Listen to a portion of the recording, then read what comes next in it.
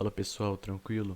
Eu sou o Lucas. Eu criei uma enquete no Twitter perguntando quais aulas seriam necessárias para ajudar vocês que querem estudar, para eu gravar, né? Para vocês irem bem em alguma prova ou querer fazer algum vestibular ou algum concurso que cai determinado conteúdo que vocês têm dificuldade, né? E a enquete então favoreceu a aula de organização de seres vivos, taxonomia sistemática, né? E bom, eu vou adiantar para vocês que nessa aula eu não vou aparecer por câmera, até porque eu estou um pouco sem tempo para gravar vídeos, tanto que semana passada eu não gravei nenhum. E se eu utilizasse a câmera, eu ia demandar um pouco mais de tempo para editar o vídeo e tudo mais. Então, tempo é uma coisa que eu não estou tendo ultimamente.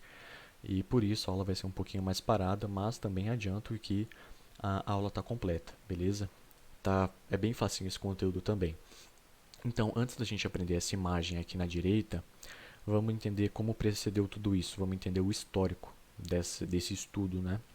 Então, falando de evolução, evolução humana, evolução dos primatas, a gente teve então várias espécies de humanos, porque o gênero Homo significa humanos, então tivemos várias espécies de humanos antigamente. Quando eu digo também antigamente, quero me referir a tempo geológico, né? Milhares de anos atrás. Os humanos que existiam nessa época, eles eram nômades, né? Eles viviam andando por aí para descobrir o mundo. Então, conforme eles foram mudando de locais para locais, eles descobriram um ecossistema diferente. Então, tinham novos animais, novas plantas, novas paisagens e por aí vai. Então, eles tinham que se adaptar a cada local que ele ia. Né? Então, essa adaptação antrópica, uma adaptação do homem, eles tinham que desbravar aqueles ambientes e ver o que eles podiam ou não podiam comer, o que eles podiam ou não podiam caçar, o que eles podiam ou não podiam plantar, o que eles podiam ou não podiam usar como fitoterápicos, né, medicinas com plantas, né, fitoterápicos, as armas que eles iam utilizar para caçar, as armas que eles não podiam utilizar para caçar, objetos que iam favorecer a tribo ou não iam favorecer a tribo. Então, para isso, eles tinham que constantemente pensar, né, uma necessidade de conhecimento para ver o que podia ou não podia ser utilizado. Então, para isso, eles tinham que reconhecer essas ferramentas ou esses animais ou essas plantas. Eles tinham que reconhecer tudo e, a partir disso, organizar tudo isso para facilitar a passagem de ideias de gerações para gerações, para ficar bem claro que eles podiam ou não podiam usufruir daquele ambiente. Então, para isso, surgiu a organização. Ela vai facilitar a identificação de tudo aquilo que é vivo ou de tudo aquilo que pode ser arma ou objetos. Então, eles teriam que organizar tudo isso, beleza? Então, um pouquinho à frente no tempo, né, numa escala de tempo geológica, é claro, surgiram dois grupos, o animal e o grupo vegetal, como a gente pode ver na imagem aqui. Então, só tinham esses dois grupos, animais e vegetais. Porém, com o aprimoramento, com o avanço da microscopia, as pessoas que utilizavam esse equipamento viram que não existiam apenas animais e vegetais, existiam também micro-organismos, né? Protozoários, bactérias, cianobactérias e por aí vai. Então existiam micro-organismos, ou seja, as características morfológicas e fisiológicas desses micro-organismos não batiam com o reino animal e nem com o reino vegetal. Então eles decidiram criar uma regra taxonômica diferente. Então surgiu reino Monera, reino Protista ou Protoctista, reino Plant, reino Animalia e reino Metazoa. Beleza? Então, quem criou isso aqui foi o Whittaker. Por que eu não coloquei o reino Fungi aqui? Porque o fungo, eles sabiam da existência, porém eles não sabiam se era animal ou se era vegetal. E posteriormente, então, eles viram que as características morfológicas, até por ele ser heterotrófico, né, um dos motivos, eles se encaixavam mais no reino animal. Outros cientistas da época falavam que ele se encaixava mais no reino vegetal. Mas, com todas essas informações a respeito do reino fungi, dos fungos, eles decidiram colocar o fungo como fungo. Não é animal, não é vegetal. Fungo é fungo. Então criaram um reino para o fungo, reino fungi. Então temos 5 reinos ao total, né? Então, como eu falei, o Whittaker foi a primeira classificação feita. O Whittaker ele destacou então que existiam 5 reinos: Monera, Protista, Fungi, Plant e Animalia. vamos falar um pouquinho deles aqui agora. Moneira, são procariontes, ou seja, não tem delimitações de membrana, não tem núcleo, não tem delimitações nucleares, né? O material genético fica disperso no citoplasma, assim como todas as outras organelas presentes dentro do organismo. São unicelulares, possuem uma célula, podem ou não ser coloniais, ou seja, várias células aglomeradas umas com as outras, e isso não caracteriza o indivíduo como pluricelular, tá? Só para ficar claro. Coloniais quer dizer que existem várias células unicelulares que estão ali aglomeradas, tá? Auto ou heterotróficos, ou seja, autotrófico quer dizer que produz o seu próprio alimento. Heterotrófico quer dizer que necessita de consumir alimento para produzir a energia necessária. Então, exemplos, bactérias e cianobactérias. Existem bactérias auto ou heterotróficas e as cianobactérias são autotróficas. Protista, unicelulares e eucariotos. Algas e protozoários. Então, eucariotos possuem núcleo, possuem delimitações de membrana, tudo certinho, tudo organizado, tá? Reino fungi, eucariotos heterotróficos. Reino plant, eucariotos autotróficos. E o reino animalia, eucariotos multicelulares e heterotróficos. Então, aqui a gente tem desde poríferos até cordados, tá? Então, o reino animalia é um reino gigante, assim como o reino plant, assim como o reino fungi, moneira e protista. Todos eles são reinos gigantes. O próximo, então, a falar uma regra geral, né, foi o Weese, Carl Weese. Ele dividiu esses organismos em domínios. Então, temos 3 domínios. Lembrando, esses domínios eles são uma classificação acima dos reinos, tá? Então todos os reinos estão nos domínios. A classificação de Weese, se eu não me engano, foi em 1970 e a classificação de Whittaker, se eu não me engano, também foi em 1969. Então o Weese ele criou domínio Archaea, bactéria e eucária. Archaea, procariontes, quimiotróficos, maioria extremófilo. O que quer dizer extremófilo? Organismos que vivem em ambientes extremos, como por exemplo, a gente pode citar até os tardígrados. Os tardígrados vivem em pressões altas ou pressões muito baixas, temperaturas elevadas, temperaturas muito baixas. Então isso seria um organismo extremófilo, vivem em condições que nenhum ser iria conseguir viver, tá? Bactérias unicelulares, coloniais ou não, e procariontes. E o domínio eucária seria literalmente todos os organismos eucariontes. Essa classificação de Weese, ela é utilizada, porém não é tão utilizada assim como essa de Whittaker. A de Whittaker é usada até hoje. A de Weese é utilizada, mas não são todas as pessoas que utilizam, tá? Mas ela não está errada, ela está certa. Então aqui a gente tem uma imagem mostrando o reino moneira, reino protista, fungi, plant e animalia. Então aqui seria uma árvore filogenética da vida, tá? Então é basicamente isso. Temos aqui todos os 5 reinos com as diferenciações.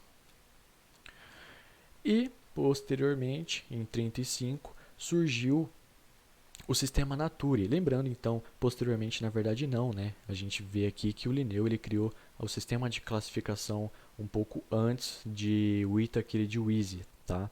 Porém, só em 58, na 10ª edição do Sistema Naturae, que é o livro, né, do sueco Linneu, um botânico e zoólogo, só na 10ª edição ele propôs as regras taxonômicas que são utilizadas até hoje. Então, essas regras elas já existiam quando o Weese criou os domínios e quando o Whittaker criou os reinos. Então, em 58, ele criou a nomenclatura binomial, que é utilizada até hoje. Lembrando, essa nomenclatura binomial é utilizada com 2 nomes para espécie, então eles são seguidos e inseparáveis. Agora a gente vai ver como que é formada essa nomenclatura binomial. Então aqui, Linneu ele propôs então que todos os nomes deveriam ser escritos em latim. Por quê? Por que latim? Porque é uma língua morta, ela não muda mais. Então, nome latinizado seria o ideal para descrever uma espécie. Nome destacado, negrito, itálico e sublinhado. Bom, vamos lá, vamos entender isso aqui. Se eu, por exemplo, escrevesse um nome aqui à mão, né, numa folha, como que ele deveria ser escrito? Bom, negrito não ia dar, né? Itálico é uma possibilidade, porém, o mais adequado seria sublinhado. É claro que em itálico também é ideal, porém só o sublinhado já está valendo, beleza? Se eu escrevesse esse nome no computador, seria em negrito e em itálico. Sublinhado é um diferencial? É um diferencial, porém o principal é negrito e itálico. Caderno, sublinhado, itálico, se der. Computador, negrito, itálico, sublinhado, se der. Beleza? Primeiro nome corresponde ao gênero, ou seja, epíteto genérico, é o primeiro epíteto do nome científico, tá? Então, epíteto genérico é igual a gênero. A primeira letra do epíteto genérico do gênero tem que ser maiúscula, é a única letra que tem que ser maiúscula, o resto é tudo minúsculo. Segundo nome, epíteto específico, o segundo epíteto da espécie, é designado para a espécie então, beleza? Então, a gente tem primeiro epíteto, gênero, primeira letra do gênero, maiúscula. O restante, minúsculo. Segundo epíteto, epíteto específico, especificidade da espécie, o nome da espécie. Beleza? Bom, agora vamos aprender a diferenciar famílias zoológicas e botânicas, tá? Então, por exemplo, aqui a gente tem na zoologia uma família chamada Ilobatidae. A família Ilobatidae, a gente se refere aos primatas, aos gibões, beleza? Então, o que é um prefixo? Prefixo ele vai de ilobate, até o T mudo, né? Então, prefixo ilobate, sufixo idae. Então, se tiver esse sufixo idae, nos referimos a qualquer animal da zoologia, tá? Então, isso é exclusivo da zoologia. O sufixo idae é exclusivo da zoologia. Agora aqui em botânica, a gente tem a Solenácea, né? A Solenácea, Solenaceae, família Solenaceae. São angiospermas, arbustivas ou lenhosas, beleza? Então aqui a gente tem o sufixo aceae. Qual que é o prefixo? Solan, né? Solan, prefixo, aceae, sufixo. Agora, a gente não pode caracterizar esse sufixo aceae exclusivo para a botânica, como a gente fez em zoologia, tá? Por quê? Ó, tem um cuidado muito grande aqui. Essa família Bacillinaceae, ela tem o mesmo sufixo, né? Aceae, porém ela não é planta, ela não é vegetal, é uma família de bactérias. Então, a gente tem que tomar cuidado ao designar o sufixo aceae propriamente para a botânica, assim como nós fizemos em zoologia. Isso está errado. A gente pode diferenciar sufixos de zoologia e de botânica, sim. Porém, botânica não é exclusivo esse sufixo. Só para falar um pouquinho, essa família Bacillinaceae é muito utilizada em biocontrole, tá? Na biotecnologia. Então, um dos principais representantes dessa família é a espécie Bacillus thuringiensis, beleza? Então, aqui a gente vai partir para as subespécies. Como a gente viu aqui, a gente tem uma espécie formada por dois nomes, né? Ó, primeiro nome e segundo nome. Uma subespécie, a gente tem o terceiro nome. Então, não é uma nomenclatura binomial, é uma nomenclatura trinomial, né? Então, nomenclaturas trinomiais são subespécies. Lembrando que também o conceito da nomenclatura binomial é válido para trinomial. Então, a gente tem apenas a primeira letra do gênero maiúsculo, o resto minúsculo. A mesma coisa vale também para o negrito, itálico e sublinhado. Lembrando, o que é uma subespécie? São indivíduos de populações diferentes com um ancestral em comum que se cruzaram e geraram variações diferentes. Então aqui, por exemplo, Mycobacterium tuberculosis é uma bactéria que causa tuberculose, certo? Hominis, uma bactéria da tuberculose que atinge o homem. Mycobacterium tuberculosis bovis, uma bactéria da tuberculose que atinge os bovinos. Mycobacterium tuberculosis aves, uma bactéria de tuberculose que atinge as aves. Então a gente tem variações diferentes, né? Cada qual com o seu hospedeiro diferente, né? Homem, bovinos e aves. Bom, então aqui nós temos uma espécie e uma subespécie.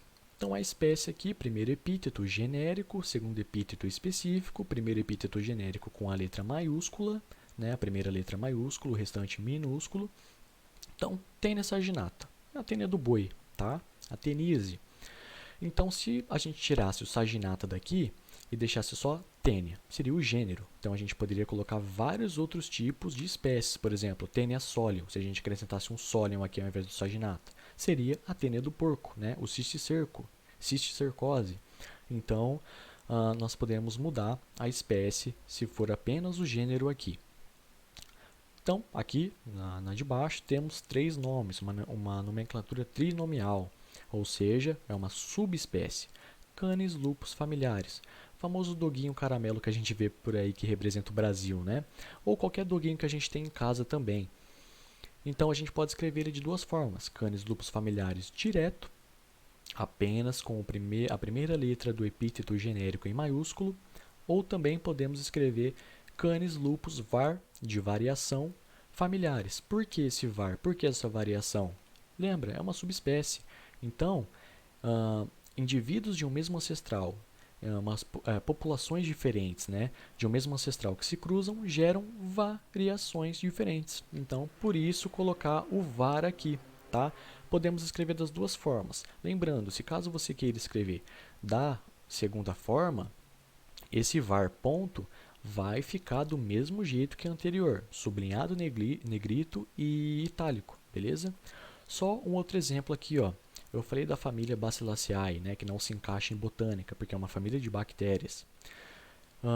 Falei que o principal representante espécie é o Bacillus thuringiensis. Então, por exemplo, o Bacillus thuringiensis também tem várias subespécies diferentes.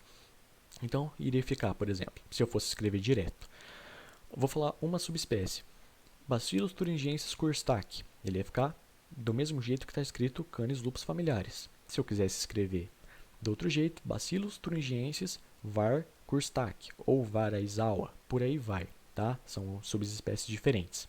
Então, é basicamente isso que eu quero dizer com espécie e com subespécie, tá? Então, gente, a aula foi essa, uma aula bem simples, bem rápida e que vai ajudar vocês bastante, assim espero, para realizar alguma prova ou algum concurso ou